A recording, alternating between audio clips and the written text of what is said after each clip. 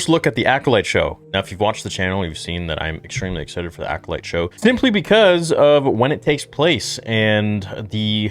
Well, if you didn't watch the Nerd Theory episode a few weeks ago, there's a highlight clip of it that was uploaded on Star Wars Theory Clips, which is where I take the bulk of Nerd Theory or interviews or like even lore videos, and I take the main parts, like the sweet spots, and I upload those on the channel just for your ease of listening and viewing. So go watch Star Wars Theory Clips if you don't have time to watch Nerd Theory, just for the highlighted moments of things that we talk about. Let's go on with this video. Acolyte, if you didn't know, is, and this is just a leak, this is a rumor, we don't know if this is true. I mean, how many times has Disney had leaks leaked on Reddit, and then they eventually changed so much stuff with the story? Many times. With this story, supposedly, it's a really interesting story if this is true, if that actually comes true. There's a little village, and I'm paraphrasing what Josh told me, told all of us on stream. There's a little village, and these Jedi come there, and they're like, look, we need this Force-sensitive child that you have in this village, and because he's very powerful or whatever. They take the child, and they say, look, as a token of our appreciation, we promise if you give us this child, we will come back and we will defend your village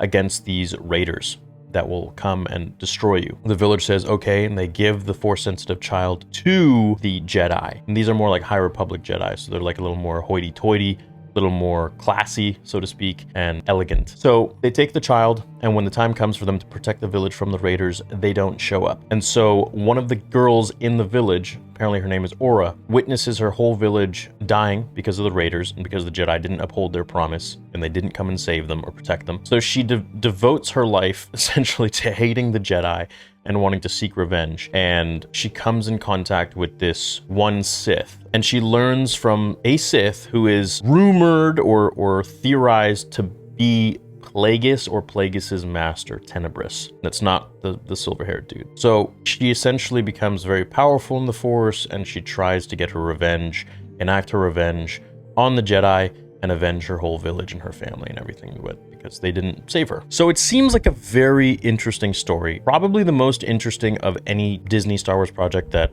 we've had announced. If that's the case, and now, you know, this is years before they actually release it, so they're probably going to change a whole bunch of stuff, but if that's the premise, oh boy, it's going to be really exciting. But anyways, today we have our first look, and now this article is really clickbaiting because it's not really the first look, it's just like the set that they're building on a farm. Lucasfilm is set to take things back to a long time ago with the upcoming Disney Plus series, The Acolyte, set about a century before the events of Episode 1. The Phantom Menace, the Acolyte will take a look at the dark side of the Force in a time when the Sith are actually thought to be long gone. This new series has been in development for the better part of 2 years, although there still isn't much information about what specific story details will come to fruition on the small screen. It's even been reported that the Acolyte has enlisted Loki Season 1 director Kate Herron to take on the same role for Star Wars, bringing an excellent filmmaker on board to deliver this unique intergalactic adventure. While the new entry is reportedly set for Disney Plus debut in summer 2023, so next year I guess, rumors have indicated that filming for the series was delayed until October of this year, potentially putting that release date in jeopardy. But thanks to the latest update, fans may be able to take a sigh of relief as the schedule doesn't appear to be facing any more delays. First set pics from the Acolyte revealed. Berkshire Live via Bespin Bulletin shared images from a field close to Shinfield Studios in Berkshire. Is that how you say Berkshire? I don't want to say Berkshire.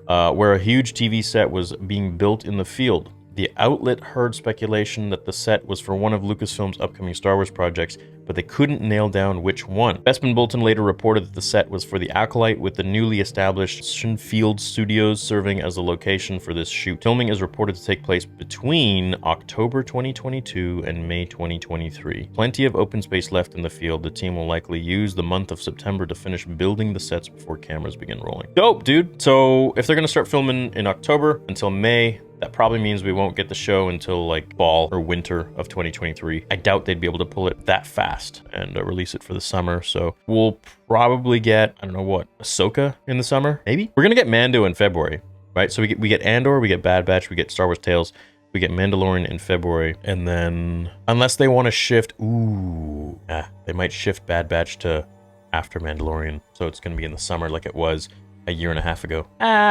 You think they're going to do that? I just don't see them releasing at the same time as Andor, you know? Maybe like on a different day, okay? But anyways, The current images only show the bare studs of the set that's being built right now. There's no way to tell what kind of buildings or landscapes will be seen in the Acolyte yet. While it's hard to say for certain, the sheer scale of the size of the field and the height of the building suggests that the Acolyte's production could be aiming for a set similar to scale scene filming during Andor. Yeah, I mean, that definitely looks kind of Star Wars-y, that entrance right there. The broad strokes of the location are difficult to decipher. Though an arced entranceway can be seen in some images, hinting at what the building will eventually become, the entry looks too grandiose to be a simple cantina or even as a military base. Perhaps it represents something more ancient like a Jedi or Sith temple. Yeah, it's very possible. The Acolyte quickly working to start production. Although there isn't a ton to look at in these set photos, Lucasfilm and Disney appear to be making a good amount of progress toward kicking off production for the Acolyte in the United Kingdom. With September only having just begun, there are still a few weeks until the studio is set to begin production, which should leave plenty of time for most of these extensive sets to be built before the stars arrive to begin their work in front of the camera. With an all-star cast of characters led by Amanda Stenberg set to take their place in the Star Wars narrative, fans will have their eyes on this set over the coming weeks to find out any new and exciting information about the Acolyte. And with filming ready to move forward over the course of 8 full months, hopefully some of the mysteries behind this new intergalactic adventure aren't far from being solved. The Acolyte is rumored to debut on Disney Plus sometime next summer, although with filming set to end in May, it likely won't arrive until anywhere from August to October 2023. Yeah, dude, I would even set it further than that. I'd say it probably won't arrive until like November or December, but who knows? They might be saving Ahsoka for, you know, that big slot. And I don't know how many episodes this is going to be. I hope it's going to be 12. But like I said, if the rumors are true of what this show is about and the plot line is legit, I think this is the most interesting that, like, if it's gonna happen like how I see it in my head, I think it's gonna be really cool. You know, I don't think there's a way they could really, said that a million times, the way they could mess it up. But the fact that they're shooting on such a huge piece of land is pretty awesome. And I like that they're using sets, you know? It's not so much stagecraft. Like, stagecraft was cool and all for Mando, but I feel like with Obi-Wan Kenobi show, it was just such a miss. It just felt so claustrophobic, and it felt very small. It didn't feel like this grandiose open world, you know, and I feel like they were cheaping out because they were just using the same room that the Jedi were in at the beginning during Order 66 with the training sequence with Anakin and Obi-Wan. It's like you guys are just double dipping, you know? It's kind of sad, but, you know, when they have that much money, like, why are you guys cutting corners and being cheap about things? And especially when they allocate so much money to Andor and whatnot, we hear that Obi-Wan had one of the lowest budgets. Why? Anyways, here are more of the photos. Obviously can't really see much, just looks like they're building a set, but it does look pretty big, you know? And I think that with proper direction, that this show could be a real banger, and I think it could really bring about the Star Wars world and universe so much more than what they're doing, and it could really just expand upon all the stories and, yeah, really tell a cool one. Hopefully they incorporate Plagueis, but we'll see what happens. And they do the Sith justice, the dark side justice. But let me know what you guys think. Hope you have a great day. Thanks for watching this video, and I'll see you all in the next video. Until then, remember, the Force will be with you always. So the main character is going to be known as Aura. That's her, like, code name in the script or whatever he's looking at or she's looking at right now, right? So there's going to be a village when you say on she, this planet. Headland? Leslie Headland? No, the main actress, whatever her actual name is. I think it's Amandel or something like that. So the main character's name is Aura, and she is going to be at this village on this planet, okay? And every year, maybe multiple times a year, her village is raided by these crazy alien things. Okay? So these crazy alien things are raiding the village. At one point, the Jedi, and I think this is High Republic era, so I'm kind of like imagining like really fancy looking Jedi. Like really, like white robe, you know, like kind of priestess or whatever. Fancy, bro. You know what I mean?